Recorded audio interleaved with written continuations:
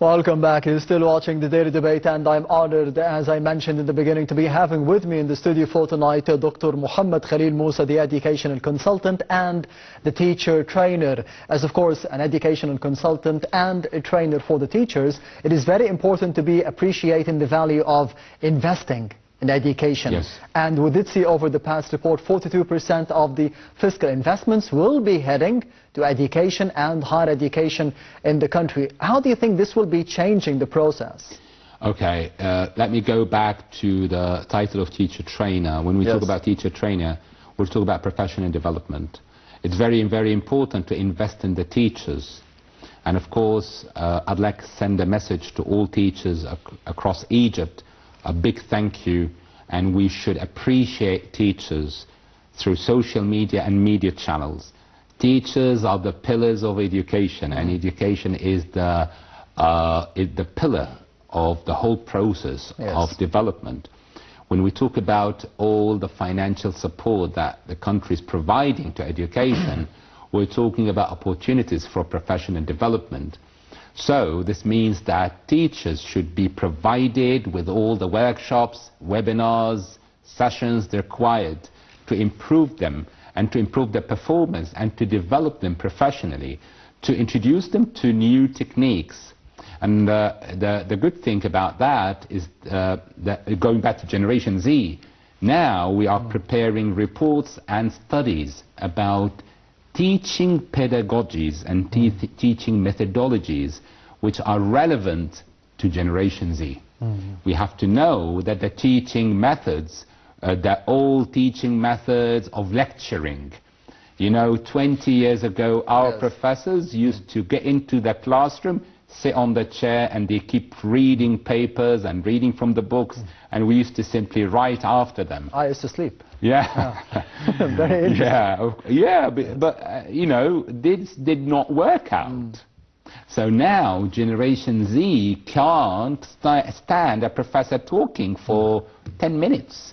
There has to be interaction. Definitely yes. As I said before, hands-on activities, task-based learning. You have to give them tasks, project-based learning.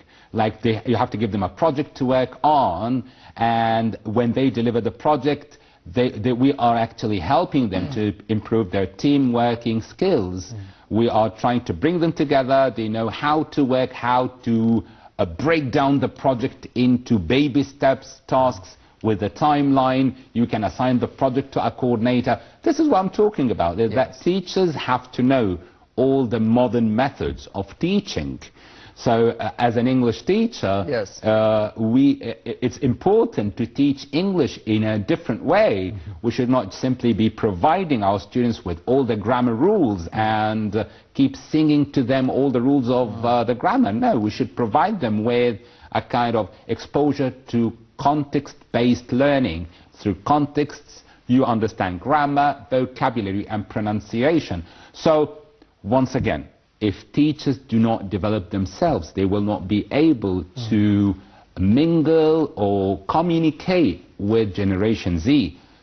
The problem with Generation Z is that they are stuck to their tablets and smartphones. Yes. And the problem is that they keep watching reels, TikToks, shorts, and the attention span is very short. So if we're talking about our attention span 20 or 30 years ago, we used to focus for 45 minutes. Now it's only 10 minutes. 10 minutes and the students get bored. So this means you have to engage them. It has to be a learner-based kind of approach. You have to give them something. You have to bring them to the podium. They have to speak. Okay? Yes. And of course, you know that Generation Z, the good thing about them is that they're always prepared. You know why? Yes. The funny thing, because they're always taking selfies. They're always taking reels. They're always videoing themselves. So they're not camera shy. They can present. They can stand, you know, in the podium looking at everybody confidently. And this is something good about Generation Z. So once again, we have to know how to approach those learners with the new methodologies. And this takes us back to the investment in education. Investment in education means the content, the curriculum, the material, the methods of delivering the material, and of course the use of artificial intelligence in teaching, the use of technology, the use of applications, how to make the classroom more fun. Being a teacher is one of the more important cogs in the process of education here in Egypt and globally as well. If we focus on the measures that have been taken by the Minister of Education at the back end of the educational year of last year, do you think that this will be changing the face of high school education here in the country, which of course leads to the higher educational process within universities? Okay, of course we know that the change in the university starts with high school. Yes. And of course, honestly speaking, the change in education, it starts from KG1, okay? Yes. Because if we are instilling in the learners the passion for learning, yes, of course this will affect them in the long term.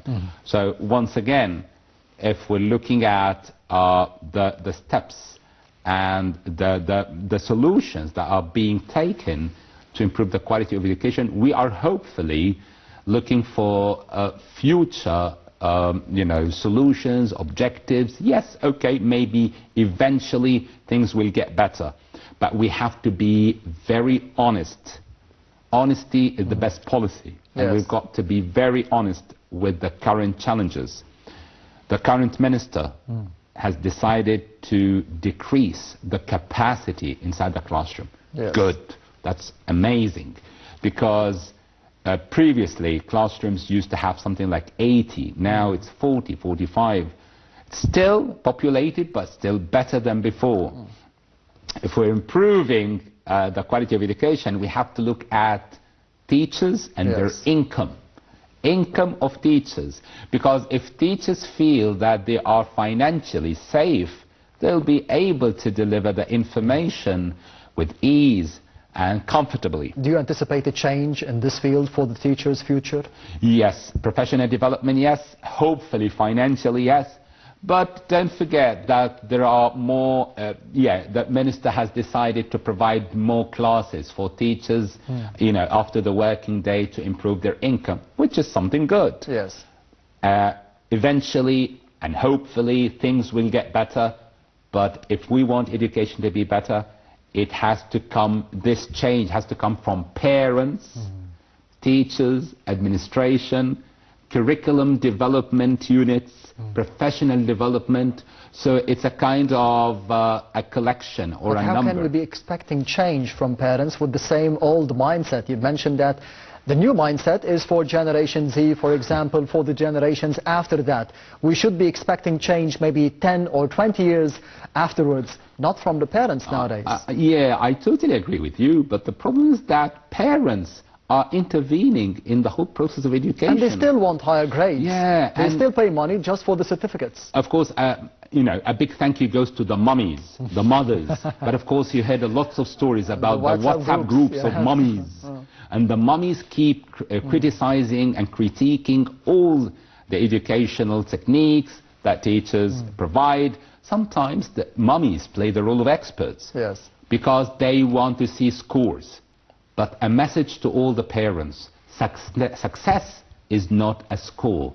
Success is how to see your kid improving in terms of personality, education, conduct, and his relation with others.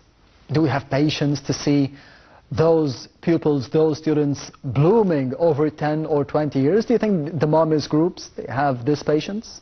Maybe the new mummies who are coming after that. The new generation. The new generation, the Generation Z, will tell the kids, show me what you have learned, not show me the score. It's the quality of education, not the score of education. It's assessment for learning, not assessment of learning. I get the exams to improve myself and for education, not simply just to get a score. Yes. And finally, Doctor, how do you see the importance of involving the digital learning systems here in the country for the educational systems and the higher educational systems at the same time without making the students and the pupils bored? digital education, or simply the use of technology, artificial intelligence, the use of artificial intelligence and technology has become obligatory. It's compulsory. It's becoming a fact that if we do not use technology, students will get bored.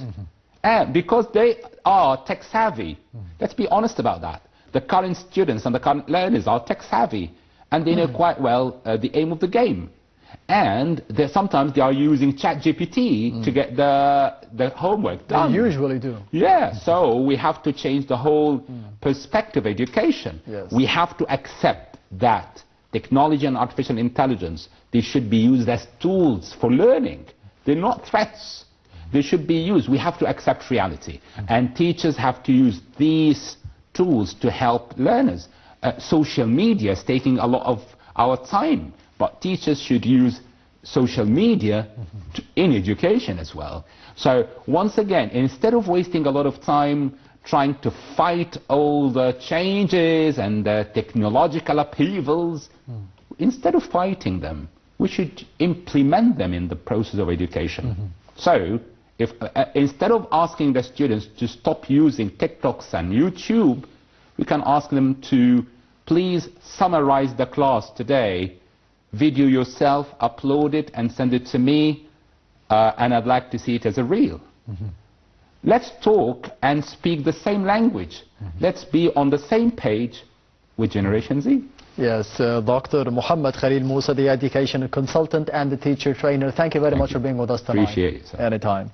And this brings us to the end of the daily debate for tonight. Thank you for watching and goodbye.